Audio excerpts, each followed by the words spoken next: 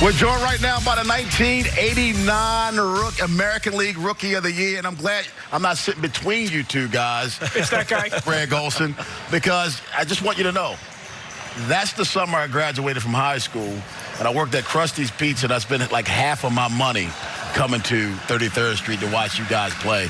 I was there tonight that you took care of the Oakland Athletics, and I've also been there tonight. His guy made his debut. Great to have you right now. Thank you. What have you been up to lately? Oh, just doing a little bit of this, a little bit of that, chasing kids. Chasing kids. Yeah. Now, the why not? I mean, it's hard to think about this, but 30-year anniversary this summer. You guys will be here celebrating that. When you talk about that, you guys got to, like, pinch yourself to think that was 30 years ago. Oh, I can't believe it's been 30 years. You know, you look back and how fast the season goes, and I was talking, had the pleasure of talking to Calvin Hill when I was a rookie, and he goes, you're going to be shocked at how fast this game goes and how fast your career goes. And I just kind of looked at him, I was like, yeah, right. 30 years later, here we go, and it is shocking. Greg, when you think about that 30 years later, and of course you didn't play your whole career here in Baltimore, you played a couple different places, but talk about the time that here, you obviously drafted here, played here during that, you were up the whole season in '89. Give us a little idea about maybe that particular season on kind of how that kind of went, what that meant as it culminated into that last weekend. You know what? I mean, it was so much fun. It was a group of guys that all came up together, and everybody was homegrown. Everybody knew everybody's families. It was just a lot of fun. And that same group really didn't move over to Camden Yards. And that was the special thing about Memorial Stadium was you knew every fan when they came in. You knew who was going to be out at your car after the game and you're going to sign their autographs again.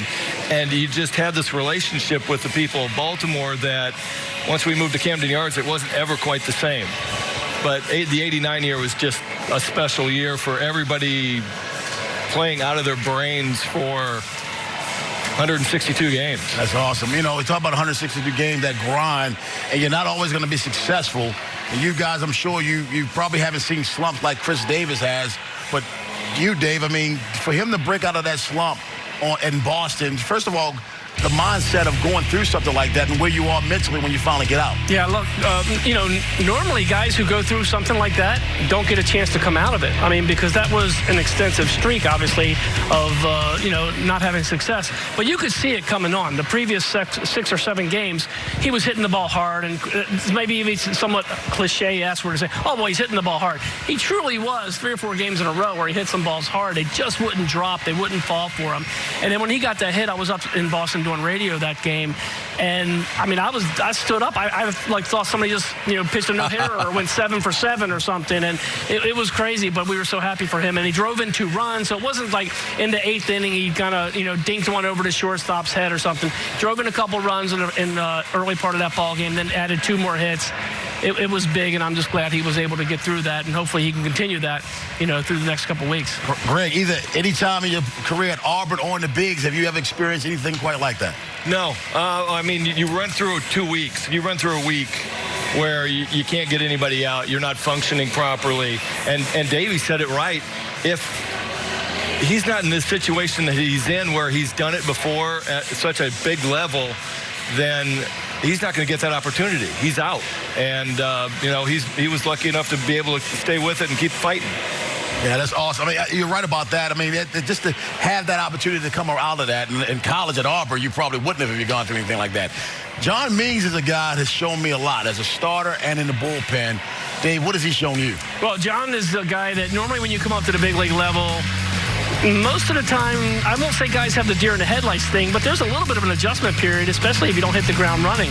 But John's been a guy that, uses his changeup really well. I was wondering if he used his changeup too much, to be particularly honest with you, because I was like, they're going to catch up to this. You keep using the changeup, 40, 50% of the time. It's still real early in his career, but the fact is that he uses it in the right spots, and he's locating it well. And so far, He's a guy that's not afraid. We use that term a lot, but he's not. He's a guy that says, hey, I think I belong here. He throws a lot of strikes, and he will throw the changeup at any point in time. He'll throw it 3 or 4 times in a row. He's got that kind of a changeup that you can do that, and I think that's why he's going to end up being pretty successful up here. Yeah, he filthy stuff as a lefty. And I think that fastball looks to be deceptive because he throws that changeup so many times. Well, and the changeup's the best pitch in baseball, other than hypothetically strike one, and the ability to throw it for strikes, get swing throughs, get the routine ground balls. He's gonna have a chance to pitch here and do well, and that mentality of I belong here is huge. Just to come up and say, you know what, I belong here, and I loved his quote after the game was, I just wanted to strike everybody out and go from there. Now you're going to be on radio this series, right? I'm on the radio this series. Yep. 5-7 The Fan. We look forward to hearing from you. Thank you.